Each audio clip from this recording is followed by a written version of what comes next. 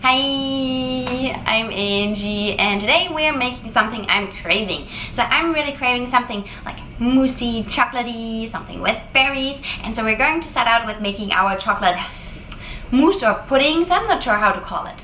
It's either mousse or pudding, I'm not sure. But we make something like that. And then we're making a raspberry jam. If you would want to use this as a filling for your chocolate bonbons, I think this would work out perfectly, but I'm craving a mousse, so we're going to make that. And what else? I think that's it. Let's go. Let's start with the mousse. So here I have 120 grams of raw cashews and 2 pitted dates, and now I'm soaking them in hot water for about 10 minutes or so. And here I have 130 grams of dark chocolate. If you want it sweeter, obviously you can also use milk chocolate or a mix of both. And I'm going to melt this in a microwave for maybe 1 minute.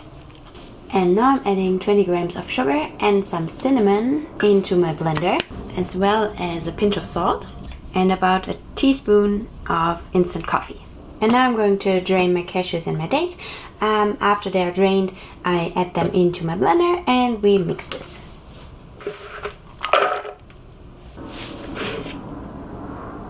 I'm running into this issue all the time, that my blender is too large for the quantity I want to blend. Usually I would have said blend your mix first before you add the chocolate, but because I just need more quantity in my blender, I will add the chocolate now and blend the whole mix.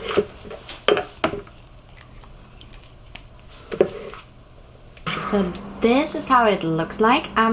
It is not exactly a mousse, but I didn't know what to call it, so I'll just call it a mousse. And now I'm just filling my glasses.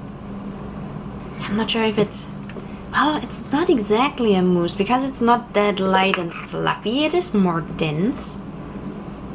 Call it whatever you want. I'll just stick with mousse for now.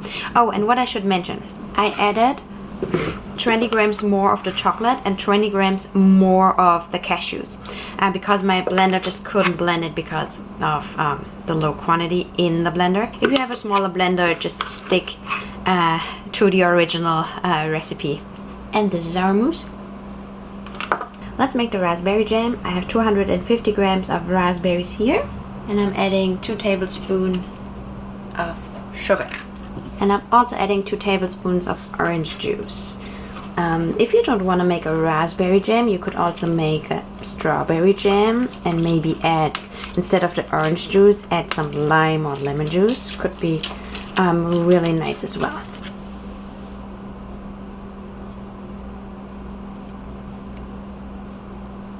And now I'm going to cook this for about 15 minutes.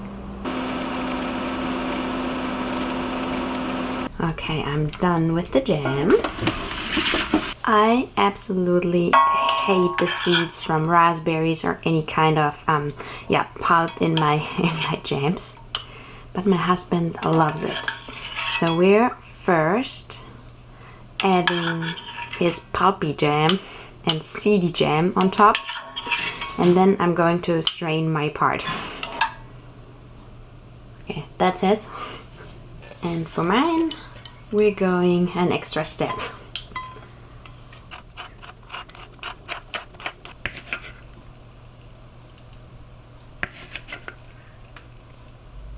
Now those two need to set for at least an hour. I would maybe even say 2 because the jam is quite warm and the mousse underneath is still a little bit warm as well. So you really want to make sure that they cool down completely before you eat them, and then they're ready to go.